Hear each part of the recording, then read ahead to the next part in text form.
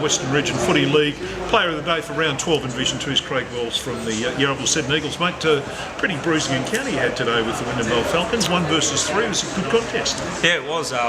Finals-like atmosphere. The home of football, in my opinion. WRFL football at Yarraville Oval. And the crowd, like I said on the radio, the crowd really got behind their respective teams. And yeah, it was really hard-fought win by our guys. Really big test. Was it a game that you had picked out as a game that would be a big test for you because you have been undefeated so far this season? Definitely. DC said it in his pre-match that he's going to be looking forward to this for 3 weeks. Yep. The test was coming. We know Wyndham Vale's coming. We know other teams are going to come after us. So it's up to us to raise the bar and lift it and go along our merry way. Your time in the WRFL, you've been at clubs that haven't been performing well. Now you're at a club that's undefeated for this season.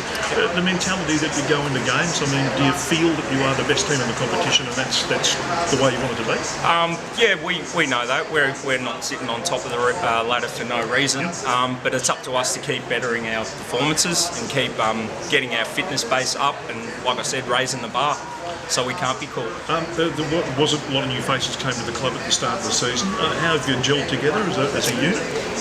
Yeah. It looks good on the field, perhaps. It does, yeah. The guys, they like to have a social get-together after the game and everything, and it's really good. That was going to be one of the key factors with Yarraville, how well we gelled, and that would determine how far we go. And so far, I've been welcome as a new player. Yeah. I've been welcomed with open arms from everyone, from the president to the supporters, so I can't really complain.